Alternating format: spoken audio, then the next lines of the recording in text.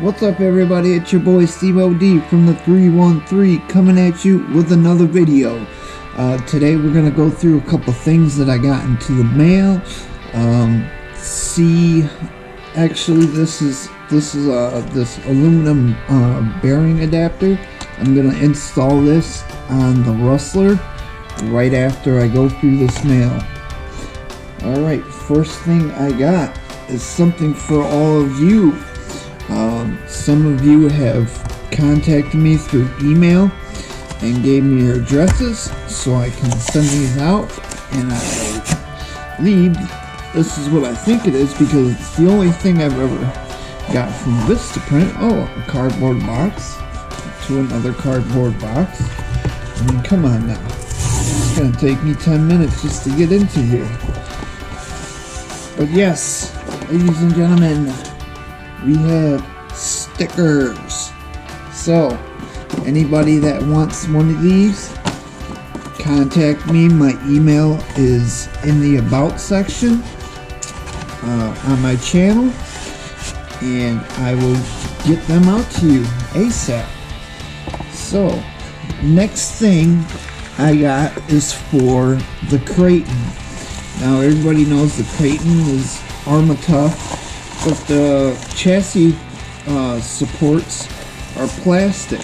So I went ahead and ordered a front and rear chassis brace from Hot Racing. So these are nice thick aluminum. Should make the Creighton even more bulletproof. So those I'm going to do an install video as well. Not in this one. This one we're doing this one on the Rustler. So let's get into this one. Whoa, I almost cut my damn leg off. At least I would have got it on film, right? So, the second half of this package says it's going to be here probably tomorrow. So, let's pull these out and see what they are. Yes, ladies and gentlemen, let's see what the RC 4-wheel drive mudslinger 2.2 tires. So these things are gonna look super badass on the TRX4. Look at these things, and they look awesome. Let me open one up and check it out real quick. But yeah, we got, it says advanced X3 compound.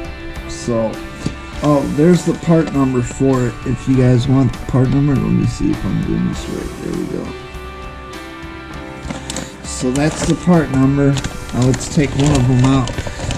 I got beadlocks coming. It says tomorrow. And some aluminum ones. They're going to be badass. Wow, these things feel really grippy. It's got the foam already on the inside. So yeah, these should look super badass on the K5. Alright, so I believe that's it for mail call. Now let me get the Rustler so we can install this bearing adapter. Alright, hold on one second. Alright, so this thing is filthy from yesterday. I tried knocking a lot of the sand off of it. And I think the best thing to do is to take all these tires off and try to, when I pull I'm going to have to pull the rear end off to get this part in there. So once I have it apart, I'll start cleaning it a little bit better. For right now, just going to throw this rag down. Any sand that falls off, it'll catch it, and we'll get this thing cleaned up because it's looking like a hoopty right now. I like my shit to be bling bling. You know what I'm saying? So let me get these tires off and we start taking them apart, and I'll get right back at you. Let's get this last tire off. And yeah, there's one thing that I did forget with all the chaos that was going on yesterday. I forgot to grab my spring. As you can see, I'm missing the spring. Good thing my buddy Aaron at Great Lakes RC hooked me up with his old set of shocks when he upgraded to the big bores, and I have an extra spring. So that'll be all good. If you can see at the bottom there, that's where it just ripped out. Whoops. Basically, I'm robbing this shock to rebuild this shock. So let me do that. Alright, so now we just need that. Need this bad boy. Like that. And the shock is back in action. Actually, you know, these springs, they seem to be a little short on this Rustler. I had to put a real big spacer just to get it so it's not sliding back and forth. If you look at one of the other ones, see how much movement and how like short they are. So let me throw this back on here. Alright, finished. Back at it. Alright, now it's time to install our upgrade. So this is the bearing adapter. Goes onto our slipper clutch assembly. First off, we're gonna take this screw out and loosen the motor screw for the mesh. Alright, pulled that one screw out. Let's take this off. Now next, loosen that up and pull the pinion away from the spur to smooth the motor. Next, we're going to take these two screws out, and also on the bottom we're going to take, let's see, those two screws out. Alright, I got the two on the top and the two on the bottom. Now this thing should, there we go, pull apart just like that. Then that gives you access. Wow, there's a lot of sand all over the place. Whoa, we got rocks swung out, and it gives you access to your slipper clutch. And you're gonna wanna pull that out like that. Alright. So, what you're gonna have to do now is pull that grub screw out so you can get this piece off here. So when you do that, that's not the size. It's probably 2mm. Yep. So pull that piece off there, and you gotta get this nut off. Oh, can I get that? It's got pliers right here. Alright, start. There we go. So you're gonna pull this nut off here. If it'll ever come off. Come on, come on, come on. Oh, save. Alright, then you're gonna want to pull the spring off. Here's the bearing. And the stock piece. These are the two pieces that we're replacing. Here's the stock plastic one. Let me pull out the new ones that we're replacing. Here's the part number.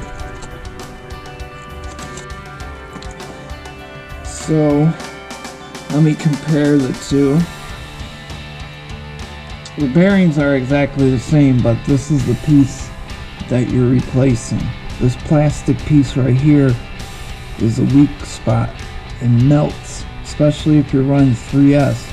So this aluminum one will take care of that. And then here is the bearing it comes with, and here's the bearing that was in there. So I'm going to save the new one because this one's basically new. It's only got a couple runs on it. I just got to clean the sand out, maybe throw a little bit of oil in there. So let me do that real quick.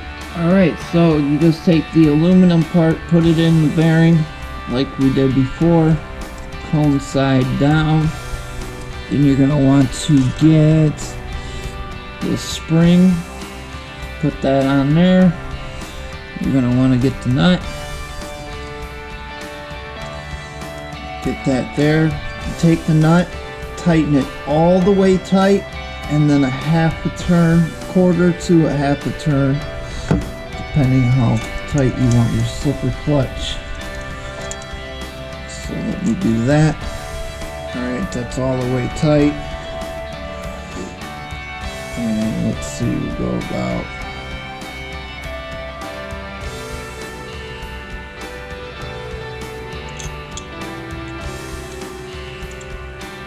a half the turn out. You can always loosen it more if you want. Now take this. Let me actually, before I put this back together, I want to clean this, all this sand and gunk out of here. Maybe hit it with some WD-40, get it nice and shiny again. But yeah, it needs it. So let me do that. Oh, one more thing, you want to put this back on here, tighten it back down. There you go. Now you can put it back together. Anyways, to put this back together, I'm gonna slide it through. Make sure you get the center drive shaft connected like so. And you're gonna take the rear end and they're kind of clicked in spots. Yeah, you just gotta mess with it just like the old slash until it fits in there flush, and then go ahead and pop in those two screws back in the bottom and the two screws up at the top. I'm going to keep it a little bit loose. I'm not going to tighten them all the way, just to make sure everything's fitted right and moving freely, no binding. So those two at the bottom are good. Now the two at the top should line up just fine. Yep, they're screwing in nice and easy. So that tells me I put it together correctly. Yay me! Alright, alright, alright. Cooking with gas. So now that everything's fitted, you can see there's no movement. That's good. Let's see, make sure this drive shaft turns freely and tighten everything down nice and snug.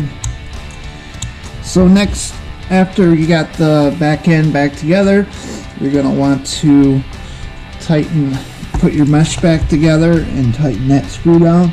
So just set your gear mesh, tighten the screw down, put your cover back on here, or which way it went. Like that, put that last screw in there, and you're done. That's that. Parts installed, ready to go. Now this thing just needs a bath, and that's it. Friday, probably 9 p.m. my time, we're gonna have a live Google Hangouts on my channel. Thanks to Axiomatic, he's gonna set it up for me, and we'll see you then. Until then, tonight I'll be live on Tank's RC Talk at 9 p.m. We'll see you when we see you. Later.